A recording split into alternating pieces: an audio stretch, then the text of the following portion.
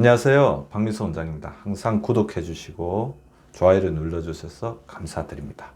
오늘은 허리 둘레, 허벅지 둘레 못지않게 우리의 건강과 수명에 영향을 미치는 우리 몸의 둘레 한 곳을 소개시켜 드릴까 하는데요.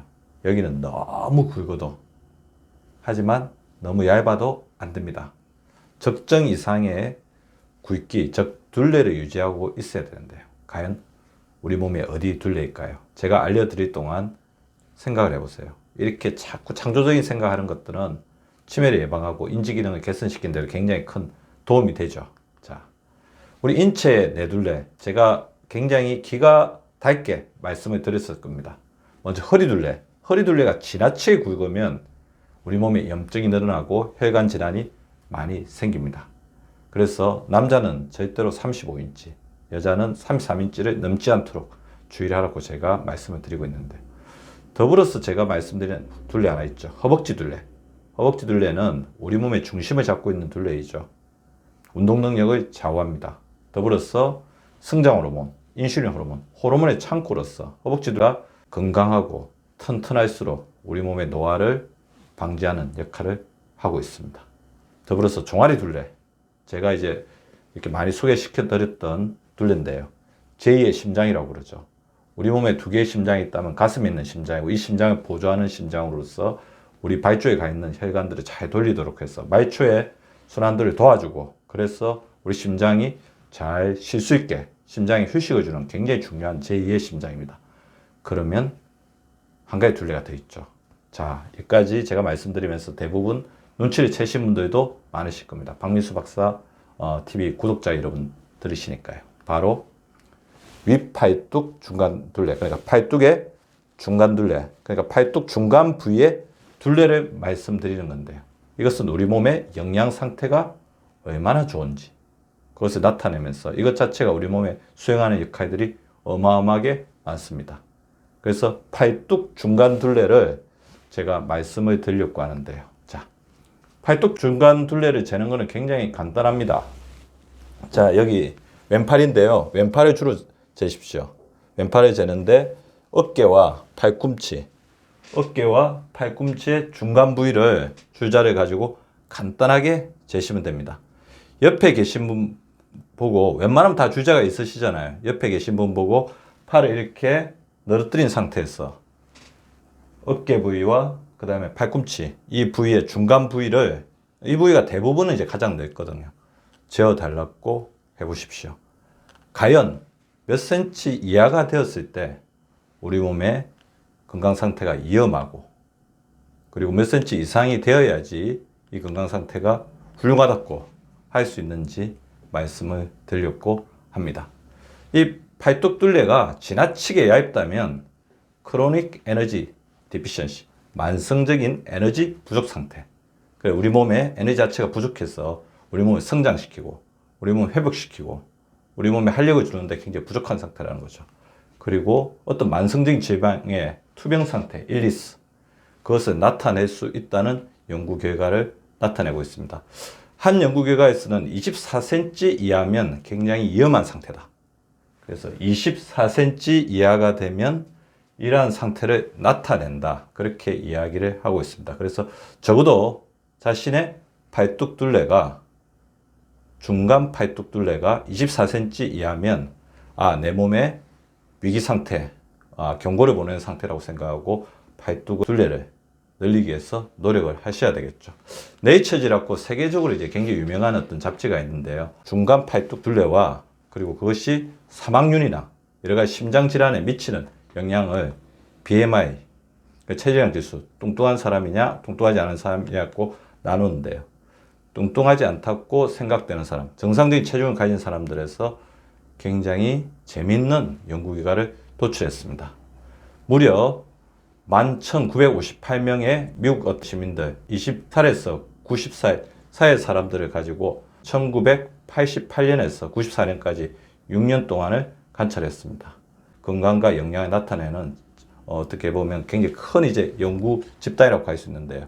그 집단을 대상으로 연구를 해본 결과 BMI 19에서 25, 우리나라는 이제 23이 넘어서 25까지 가면 가체중이라고 하지만 미국에서는 19에서 25까지를 정상 체중이라고 하거든요.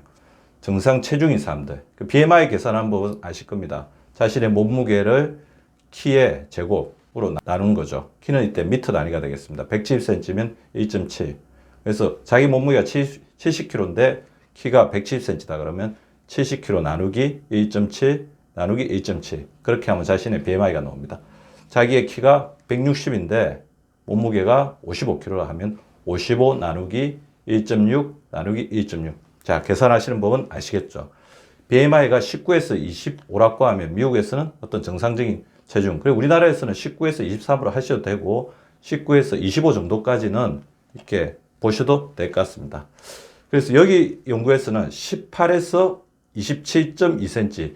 우리나라 사람들은 미국 사람들보다는 팔뚝은 조금 이제 얇을 거라고 생각이 됩니다. 그래서 27.2cm라고 하면 그렇게 엄청나게 얇은 팔뚝이 아닙니다. 아까 제가 말씀드린 것처럼 24cm 이하면 조금 문제가 되는 어떤 팔뚝이라고 볼 수 있을 것 같은데, 한국 사람들의 팔뚝 둘레에 대해서는 또 연구가 굉장히 필요할 것 같습니다. 어쨌든 팔뚝 둘레가 얇은 사람에 비해서 29.6cm에서 42cm, 그 팔뚝 둘레가 상당히 굵은 편이죠. 그래, 그런 사람들은 사망률이 28%가 감소가 되었고, 27.3에서 29.5, 조금 더 이제 팔뚝이 큰 거죠. 그러니까 무려 24%. 그러니까 그 위에 거에 비해서 거의 4% 정도밖에 차이 안 났습니다. 어쨌든 팔뚝 둘레가 27.3cm 이하인 그룹에 비해서 27.3cm 이상에서 29.5, 2cm 정도 큰 그런 어떤 그룹은 사망률이 24% 정도가 감소가 되었다는 겁니다. 그래서 정상 체중일 때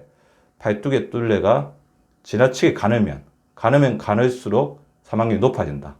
정상 체중에서는 팔뚝 둘레가 이렇게 두꺼우면 건장할수록 사망률이 줄어든다는 연구 결과를 나타냈는데, 일단 이게 뚱뚱한 사람들, 비만인 사람들에서는 이 연구에 대해서 분석을 하지 않은 이유는, 뚱뚱하게 되면 또 이 부분에 피하 지방이 늘어나고 그 부분에 대해서 근육의 문제보다는 지방의 문제가 개입하기 때문에 분석을 하지 않은 걸로 되어 있습니다.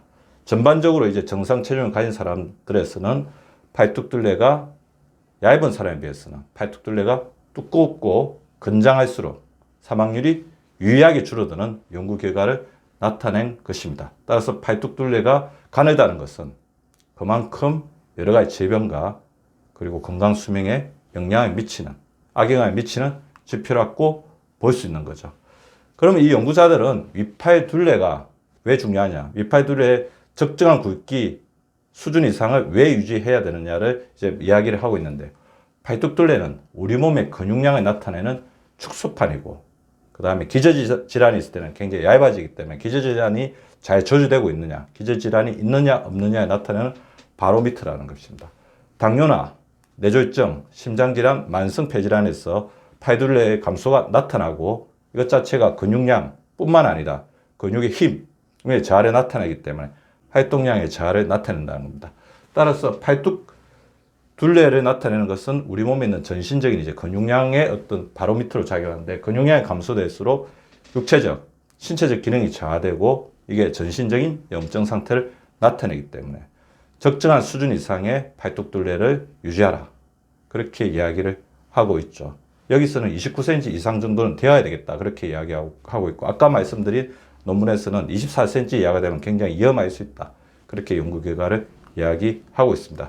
더불어서 이 팔둘레가 중요한 이유는 인슐린 저항성, 그리고 근육 내에 지방이 침착되는 것이 신체 노화의 가장 중요한 이제 원인 중에 하나인데, 팔의 근육이 풍부하면 풍부할수록 이것을 클리어하는 효과가 있어서 인슐린 저항성을 상쇄시켜주고 우리 근육 내에 지방이 과도하게 침착되는 것을 막아주는 그런 역할을 한다는 거죠. 또 이 팔둘레 자체는 영양 섭취 부족, 그러니까 자기가 영양 섭취를 제대로 하고 있느냐, 하고 있지 못하느냐를 나타내는 지표인 동시에 영양 결핍의 직접적인 바로미터라고 이야기하고 있습니다. 여기서 연구자들 하나 더 덧붙이고 있는데요. 자, 팔둘레에 있는 적정한 양의 피하지방은 우리 배둘레에 있는 내장지방에 비해서 우리 몸을 지키는데 긍정적인 영향을 준다고 하는데요. 피하지방 자체가 적절하게 분포가 되어 있으면 아디포카인, 아디포넥틴, 사이토카인과 같은 염증을 깔아앉히는 물질을 오히려 분비해서 우리 몸의 혈관과 세포를 지켜준다는 것입니다. 그런 것들 자체를 잘 나타내고 있는 우리 몸의 신체 지표가 바로 팔뚝둘레라는 거죠. 적절한 팔뚝둘레는 근육과 더불어서 적절한 정도의 피하지방을 나타내고 이것이 균형 잡힌 영양 상태를 나타내는 것입니다. 그래서 여기서 말씀드린 것처럼 팔뚝둘레 자체가 얼마나 적정 수준 이상을 유지하느냐는 우리 몸의 영양 상태가 얼마나 올바르냐를 나타내는 지표이기도 하지만 아까 기존에서 설명드린 것처럼 팔뚝둘레를 적정 수준 이상으로 저는 남자분들은 적어도 29cm 이상 그리고 여자분들도 25cm 이상을 유지하도록 말씀을 드리고 싶은데요. 어느 정도가 적정하냐 그거에 대해서는 앞으로 연구 결과가 조금 더 있어 봐야 될 것 같습니다. 그래서 29cm, 25cm는 제가 말씀을 드린 거고 쟤는 아까 재보니까 31cm 정도가 나왔어요. 그래서 조금 더 부족하다.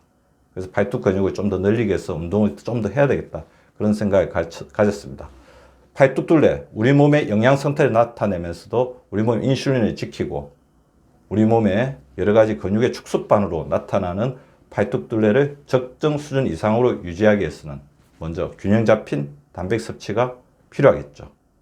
더불어서 근육 사이에 낀 지방을 떨어뜨리고 염증을 완화시키기 위해서 항산화 물질, 채소나 견과류 섭취를 원활하게 하는 것도 필요합니다.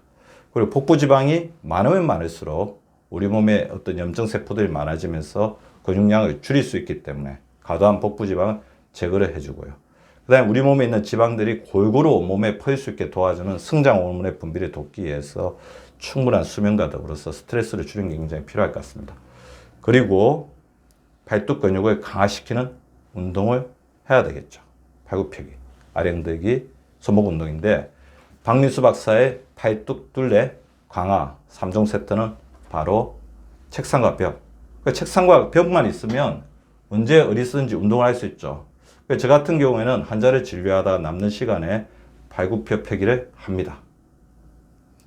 벽에 대게 하기도 하고 저 책상이 상당히 좀 큰데요. 책상에 이렇게 엎드려서 팔굽혀펴기를 합니다. 적어도 20개에서 30개 정도는 규칙적으로 하려고 합니다. 한 번에 뭐 100개, 200개를 꼭 못하더라도 20개씩 이렇게 계속해서 쉴 틈 없이 이렇게 빈 시간마다 하게 되면 당연히 팔뚝둘레는 늘어나겠죠. 또 있습니다. 아령이죠. 제 바로 책상 뒤쪽에 있는 우리 싱크대 쪽에 있는데요. 시간 날 때마다 아령을 들고 운동을 해줍니다. 이게 별로 이렇게 큰 운동이 안 될 것 같지만 이런 식으로 아령을 들고 하면서 손을 쥐고 이렇게 힘을 주게 되면 근육에 저항이 들어가고 근육이 성장하게 되거든요. 더불어서 밴드 같은 것도 잘 이용을 하는데요. 이런 밴드 같은 것들을 이용해서 늘리기 운동도 해주겠습니다. 자, 우리 시청자 여러분, 구독자 여러분들도 벽, 책상, 기댈 수 있는 곳은 자신의 몸을 기대서 팔뚝둘레, 그 다음에 들 수 있는 것들, 꼭 이 아령이 아니라도 물병 같은 것도 괜찮을 것 같아요. 그래서 팔뚝둘레야말로 자기의 생명둘레라고 생각하시고 끊임없이 단련시켜 주시기 바랍니다. 감사합니다. 구독과 좋아요는 박미수 박사 TV를 지속시키는 생명력입니다. 많이 구독해 주시고 좋아요를 눌러 주시기 바랍니다. 항상 감사드립니다.